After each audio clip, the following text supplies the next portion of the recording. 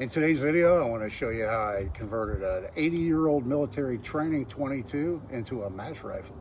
Stay tuned.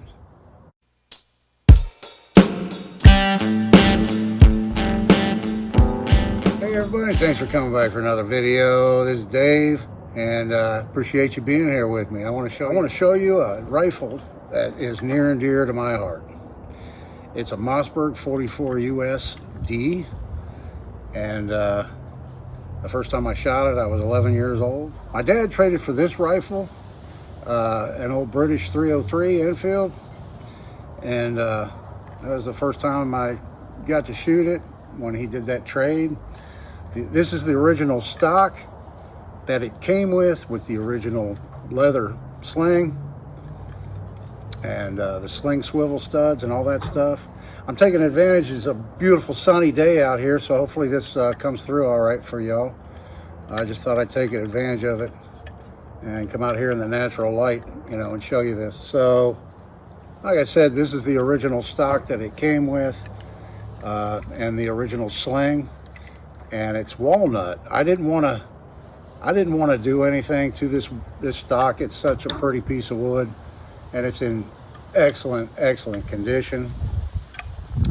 So years ago, this conversion took place, more than 20 years ago, I'm sure. I found another stock for this rifle.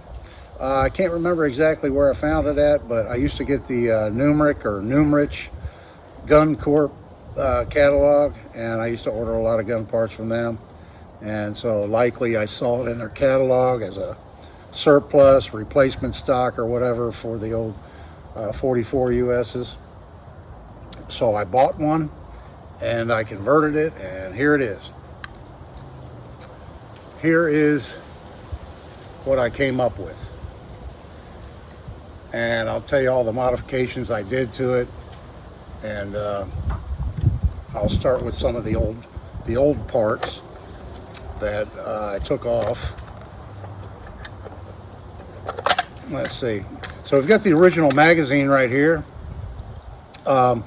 It still kind of works, but the spring right here, sometimes you see it sticks, sometimes it works, sometimes it sticks, and it just needs a new spring put in it.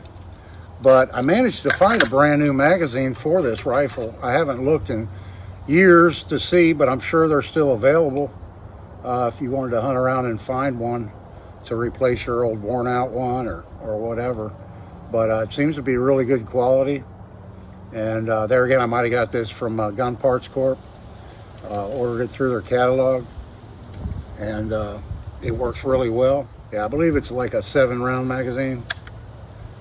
And moving along, here's the original trigger guard that it came with, and it's plastic. And I wasn't a big fan of the plastic on the gun anyway, so I proceeded to make one out of aluminum and use this just as a pattern so I could replicate it. And then here's the original butt plate off the new stock I got. So the new stock came with sling swivels, and it also came with the butt plate installed. Here's the original replacement. So the replacement stock I got came with a butt plate. Did not come with the trigger guard. I believe that was all it came with. Oh, and it came with a new magazine plate. Yeah, because here's the original magazine plate on the old stock, and here's the new one. And I nickel plated it. I put a brushed nickel finish on this magazine plate, the breech cover, and the bolt itself. I used to do electroless nickel plating, and so I put that finish on. I re-blued the barrel.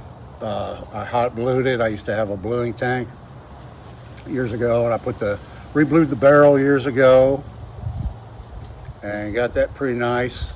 And then I drilled and tapped it for these scope mounts that it has. I used to have a scope on this, and I liked it. I had a red dot, and I think I had a 4x32 on it at one time, which I liked really well. But right now I just have the factory peep sight that it came with.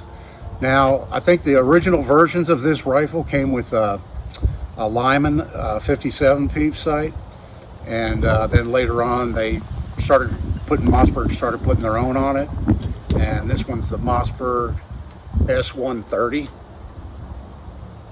peep sight, and it is a folding peep sight, and it's very accurate, very micro adjustable, very nice. The front sports a hooded sight with you can have a blade in it like I have in it now. That's my preferred one. Or here on the side you can see there's a little ring that you can flip up. You slide this hood off, you can flip that little ring up and use that if you want. And I thought it had 3 different ones, but maybe just those 2 on it. And then the stock I did modify a little bit. If you can see right here, let me hold up the old one so you can see the difference right there and there. You see I just cut that out a little bit deeper. Just kind of helps when you're gripping it. It's a smaller grip, a little bit smaller grip by modifying the stock like that.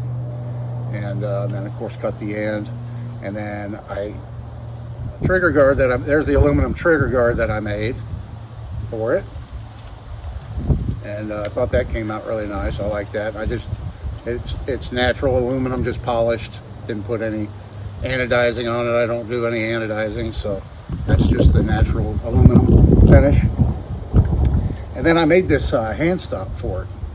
I made this sling. I'm not real happy with it. I nickel plated the sling swivels also, so they kind of match the bolt and the breech cover. And then this hand stop I made out of a metal rail, and you can adjust it and then just tighten up this thumb bolt wherever you want with a little wooden, it's a piece of winch actually that I use for that, for the stop on it. And and then the original stock, you can see here, it has I think it's plastic inserts, red and green, for the safety designation, stop go. And I didn't do that on this one. I just put a couple of BBs in there. I put a copper clad BB and then a silver BB to designate the safety positions, like that. And yeah, I used some type of a red wood stain on the birch stock, and then just put a polyurethane finish on top of it.